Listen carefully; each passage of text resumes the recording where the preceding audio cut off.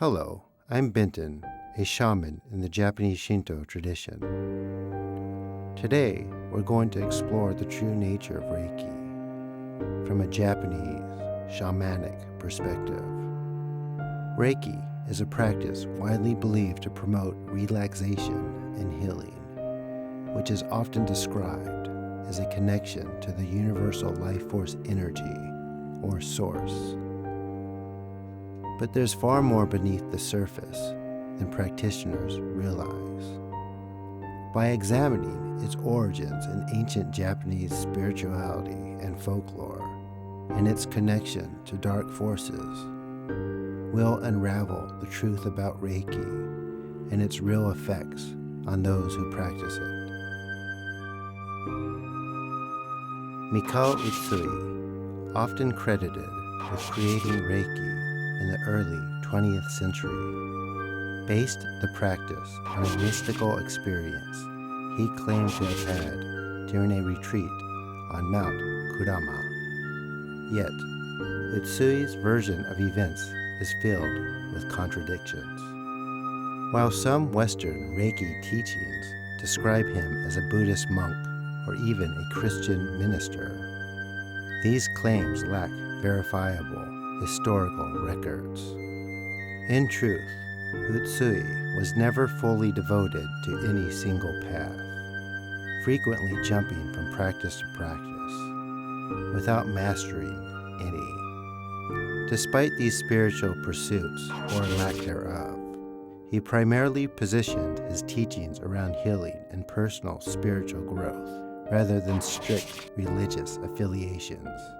In this regard, his eclectic approach fits neatly into the template of many New Age spiritual practitioners who often blend multiple traditions without full mastery or commitment to any single path.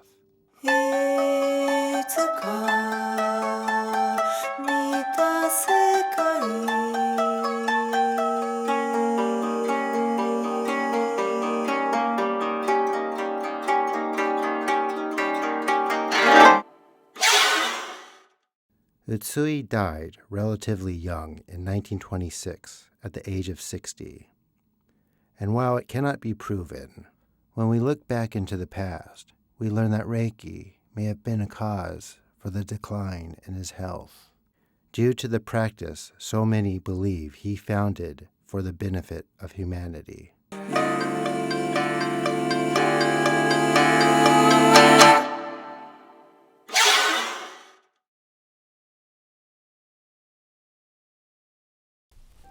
Before Utsui's time, the term Reiki had a very different meaning. The Chinese characters for Reiki, which can be translated as mysterious, demonic, or ghostly energy, were associated with malevolent spirits and dark forces in Japanese folklore and legends.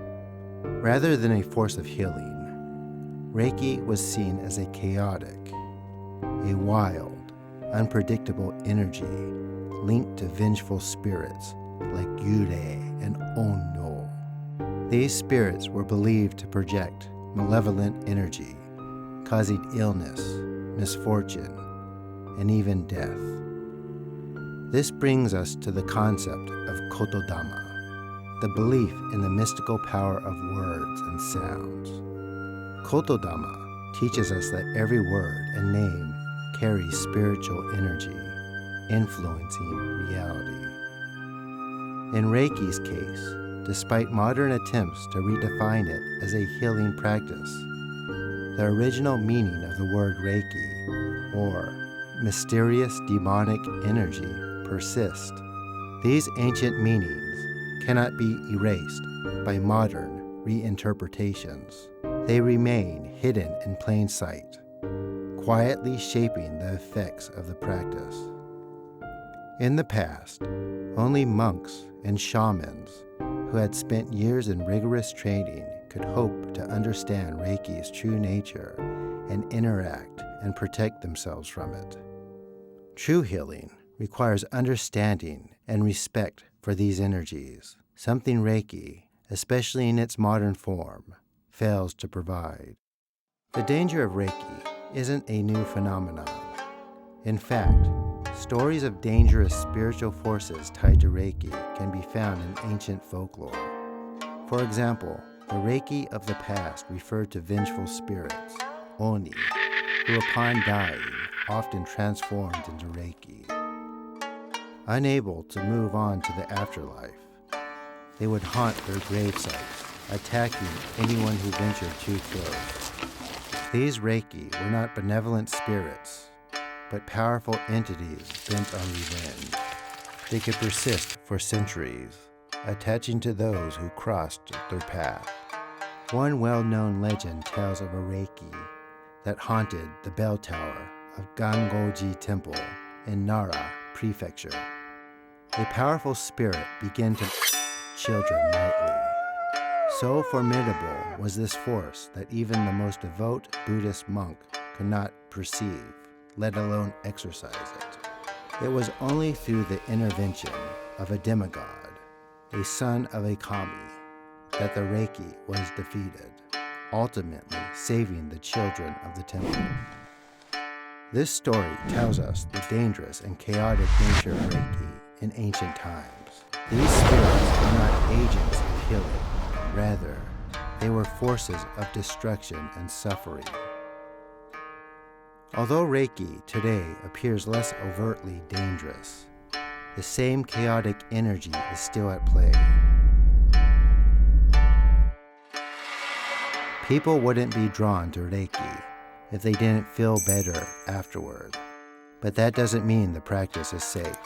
The energy it channels may offset some elements initially, but over time it accumulates harmful effects, weakening the energetic bodies.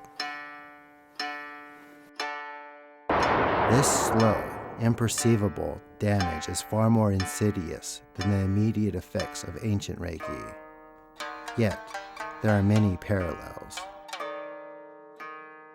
My observations have shown that many long-term practitioners develop serious health issues, including various forms of cancer. Reiki, in essence, lights up the energy bodies in a way that seems beneficial at first, but its true nature leads to deep spiritual and physical imbalances over time. It's a trap, designed to draw people in with temporary relief, only to cause greater harm later. The truth is, Reiki was never intended to be a casual tool for healing. It originated as a chaotic force from deep within the void, linked to dark entities, and demanded extensive training and spiritual discipline to perceive effectively. Ancient monks and shamans devoted years to developing their skills, learning how to navigate or banish such forces. Without this depth of understanding, modern practitioners risk playing with fire, inviting harm into their own lives and those they seek to help. In conclusion, Reiki inhibits spiritual growth, trapping individuals in cycles of regression that hinder true advancement. From the perspective of a shaman, it is time to abandon Reiki altogether and seek safer, more informed methods of spiritual growth, ones that don't engage with forces beyond our understanding or ignore the lessons of the past.